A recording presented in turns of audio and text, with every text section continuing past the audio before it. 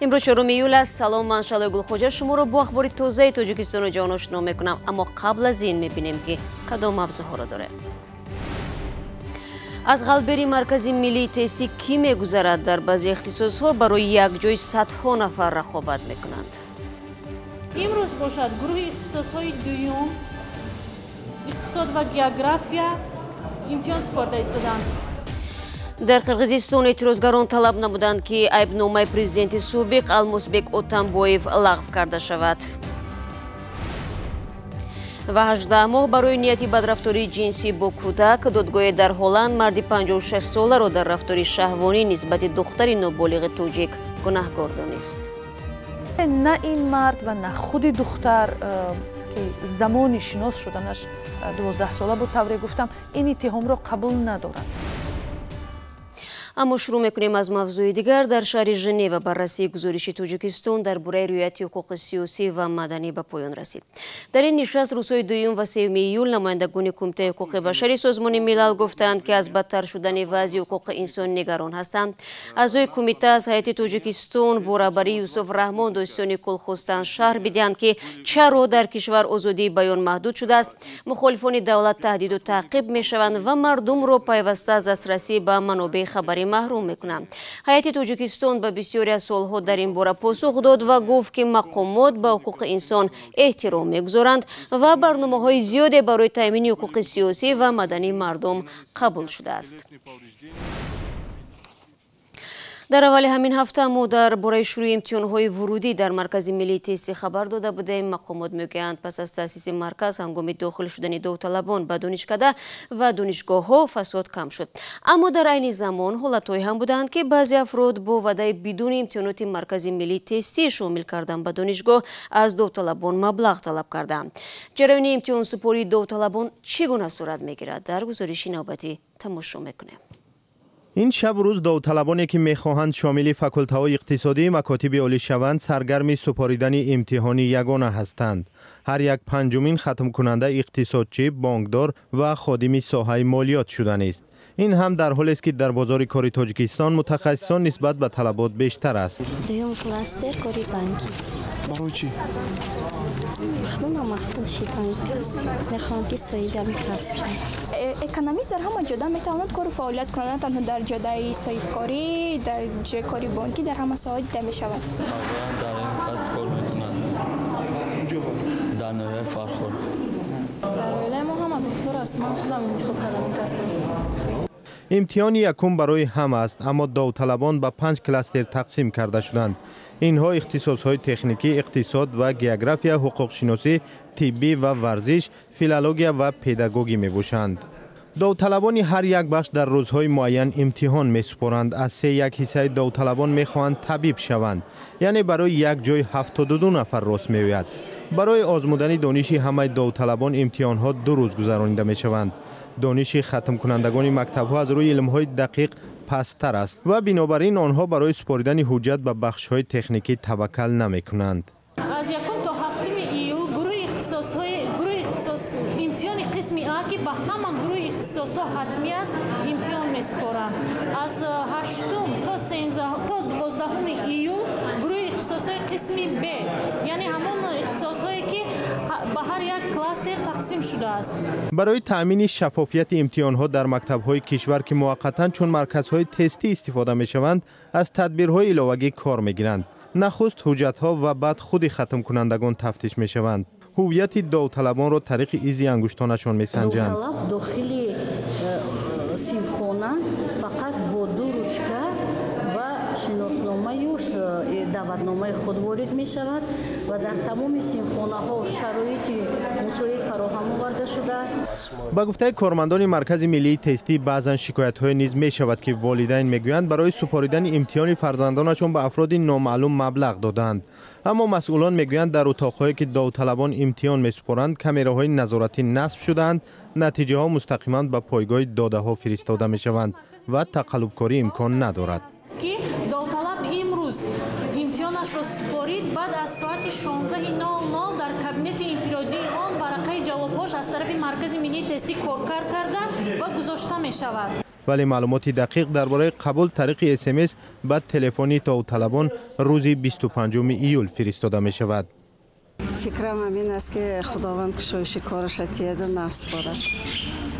تیاری دیدگی است، دانشش خوب است، نمیدانم.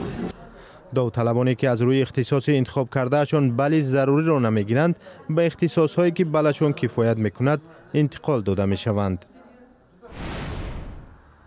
رو می‌آوریم به موضوع دیگر. امروز در آمریکا روز استقلال از بریتانیا به طور خاص جشن گرفته می شود. پرزیدنت آمریکا دونالد ترامپ تصمیم گرفته است در مرکز واشنگتن در نزد مجسمه ابراهام لینکلن با پیام مراجعت کند. بعضی آمریکایی‌ها از این اقدام غیر معمولی به وجد آمدند. دیگران پرزیدنت کشور را با آن متهم می‌کنند که ایده ملی را به بخشی از ترغیب و تشویق انتخابات پرزیدنتی سال 2020 تبدیل می‌دهد.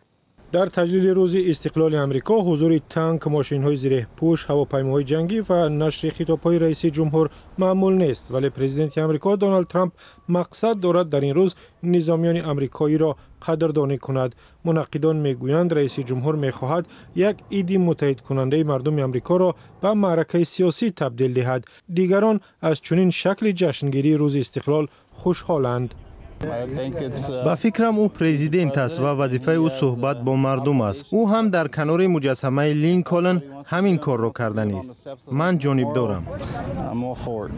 پرزیدنت ترامپ بعد شرکت در راهپیمایی نظامی روز باستیلیا در فرانسه به حیرت آمده گفت که می‌خواهد در واشنگتن نیز گشت نظامی برگزار کند. هفته گذشته در نشست کشورهای گروه 20 گانه بزرگ در شهر اوساکای ژاپن هم گشت نظامی دایر شد. یاوری رئیس جمهوری روسیه میگوید پوتین ترامپ را به تماشای پرد روز غلبه دعوت کرده است. ما پرزیدنت ایالات متحده آمریکا را به جشن 75 سالگی غلبه که 9 می سال آینده دایر می شود دعوت کرده ایم و او جواب مثبت داده است. بعضی آمریکایی ها با اشاره به خرج راهپیمایی نظامی که از حساب اندازه مردم برپا می شود از اقدام ترامپ زیاد خوشحال نیستند. مخالفین اجازت گرفتند که به میدان مرکزی واشنگتن لختک عظیم ترامپ را با خود بیارند، چون این لختک در گذشته در لندن به نمایش گذاشته شد. در هر صورت برای اکثر سیاحان واشنگتن و روز استقلال یک نمایش است. ما با سفر 3 هفته‌ای از شهر کانزاس ایالت میسوری به اینجا آمده ایم.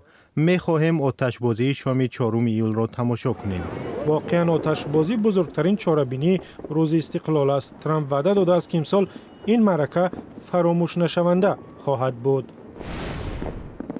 نگاه می‌اندازیم به قرغیزستان. دیروز جانبداران پرزیدنت پیشین این کشور المازبек اتنبویف در پایان همایش اعتراضی خود ضد حکومت عمل کننده قطعنامه را امضا کردند. تظاهرگران گفتند عملهای پرزیدنت کنونی با وعده‌هایش که در انتخابات پرزیدنتی سال 2017 داده بود سازگار نیستند.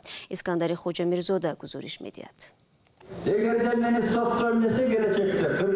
روز چهارشنبه سابق پرزیدنت قرغیزستان المازبек اتنبویف در یک جمع آمدی طرفدارانش سخنرانی نمود.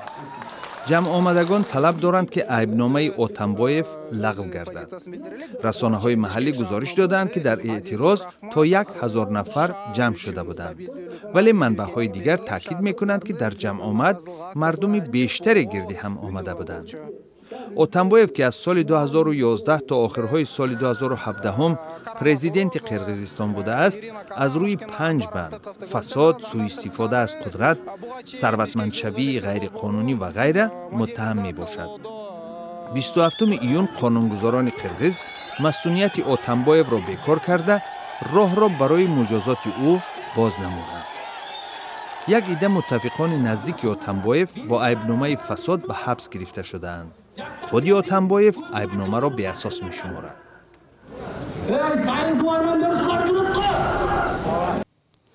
دادگاه در هلند هفته پیش یک شهروند این کشور رو برای به گفته دادگاه نیتی بدرفتاری جنسی با کودک یعنی یک دختر نابالغ توجیک به 18 ماه حبس محکوم کرد. این مرد و دختر توجیک اتهام را بی‌پایه و اساس می‌نامند. حکم 27 ایون صادر شد.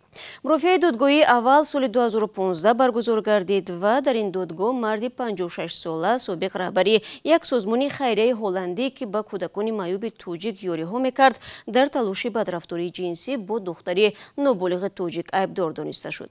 ولی خود ماجرا از سال 2010 شروع شده است. درباره جزئیات این قضیه خیرامان بقازاده اطلاع بیشتر دارد و من از او نخست اصل ماجرا را پرسیدم. شهلا واقعا همین یک قضیه خیلی سنگین و پیچیده و است و در این 4 سال گذشته در مطبوعات هلندی هم خیلی زیاد بازتاب یافته است. هفته گذشته در هلند یک دادگاه تجدید نظر گفت که خلاصه های دادگاه سال 2015 درست است. یعنی دادگاه میگوید که یک مردی آن زمان تخمینا 50 ساله و مؤسس یک سازمان خیریه هلندی در تاجیکستان با کودکان یتیم کار میکرد. این مرد با دختر 12 ساله رابطه های نزدیک دوستانه برپا میکند که از نظر شاهدان کارمندان هلندی سازمانی با نام سویتاساف غیر اخلاقی بوده است. کارمندان رئیس سازمان را در آن گمانبر میکنند که با دختر نابالغ آگاهانه یعنی دانسته مناسبت های غیر اخلاقی برپا کرده بود. ولی آنچه که در دادگاه ثابت شده است و در صادر شدن حکم هم نقش بازید این است که در فاصله 3 سال یعنی از سال 2010 تا 2013 میان این مرد و دختر نابالغ که تفاوت سن سالیشان 35 سال بوده است مکاتبه و صحبت‌های تلفنی عاشقانه و خیلی فحش صورت گرفته بود. دادگاه مضمون این صحبت‌ها را همچون تلاش یا نیت بدرفتاری جنسی نسبت کودک ارزیابی می‌کند. خیرامان تا کجا درباره این قضیه ساختارهای حکومتی تاجیکستان هم آگاه بودند و یا شاید تحقیقی در این زمینه انجام شده است؟ بله این سوال خیلی درست است. خودی دختر که تمام ماجرا را طوری گفتم یک تهمت مینامد در صحبت با ما گفت از بس که او از دوستی با این مرد تنها نیکی دیده است هیچگاه به کسی دربارش چیزی بدی نگفته است و شکایت هم نکرده است. ولی یک کارمند حکومت تاجیکستان به رادیوی آزادی گفت که به اطلاع آنها سفرهای دختری نورز به اروپا با این مرد با رضایت والدان دختر صورت گرفته است و ظاهرا هر کمکی که این مرد کرده است به حیث کمک خیریه و یا کمک پولی به حیث قرض داده است میگوید و شکایت کننده ها هم در هلند میگویند که آنها نه به مقامات تاجیک بلکه به مقامات هلند یعنی به پلیس هلند رسما عریضه دادند و تنها بعد از این پلیس به تحقیق شروع کرد و آنها در این شکایت خود به وجود شبهه در رابطه این 2 نفر در تاجیکستان گفتند. ولی خود دختر در این باره چی میگوید؟ آیا او امروز درک میکند که این مناسبت‌ها غیر اخلاقی و هم در حوزه جنایت ارزیابی شده میتوانند و چرا در دادگاه از این مرد حمایت کرده است؟ دختر 21 ساله ساکن دوشنبه الکی صاحب عائله خود است. او بار اول سال جاری در مرافع دادگاهی هلند پیدا شد طوری گفتم و در دادگاه گفت که این مرد به او دست نرسانیده است و به گفتش او یک انسان نادر خیرخواه و پاک است. ولی در این قضیه که واقعا هم به گفته شما درست است از خط اخلاقی مناسبت های بین کودک و یک مرد بزرگسال عبور می کند سالهای زیاده در زمینه رعایت شدن حقوق کودک باقی می ماند. طوری یک کارمند سابق سازمان سویتاساف به ما گفت در پی این ماجرای عمیق مؤسسان و شورای مدیران سازمان در هلند تصمیم گرفتند که آن را ببندند و به گفته او همه کارهای نیکی که این سازمان در تاجیکستان برای اطفال معیوب کرده است زیر سایه ماجرای اخلاقی رهبرش به اهمیت شد. تشکر خیرومان بخوزوده بود. تفصیلات قضیه به دادگاه رفتن مردی در رابطه عاشقانه با کودک نابالغ توجیک عیبدار را از وبسایت رادیو آزادی میتوانید پیدا کنید. و بینندگان عزیز، رادیو آزادی آزمون بهترین ویدیو رو زیر عنوان دهی من آغاز کرده است. خواهشمندان باید در یک نواری 1 دقیقه دهه خود را به جهان نشان بدهند. مهلت تا 1 سپتامبر سال 2019 است. بیش توبت شاید جایزه نصیب شما خواهد گشت. برنامه امروز رو در همین جا به انجام میرسونیم. گزارش‌های بیشتر رو در کانال ما در یوتیوب با نام آزادی ویدیو تماشا کنید. تفصیلات خبرهای روز در سامانه رادیوی آزادی زیر نشانی www.azadi.org دسترس است. اگر خواستید میتوانید از صفحه رادیو آزادی در شبکه‌های اجتماعی دیدن کنید. فردا نوید بامدادی داریم. تا فردا خدا نگهدار.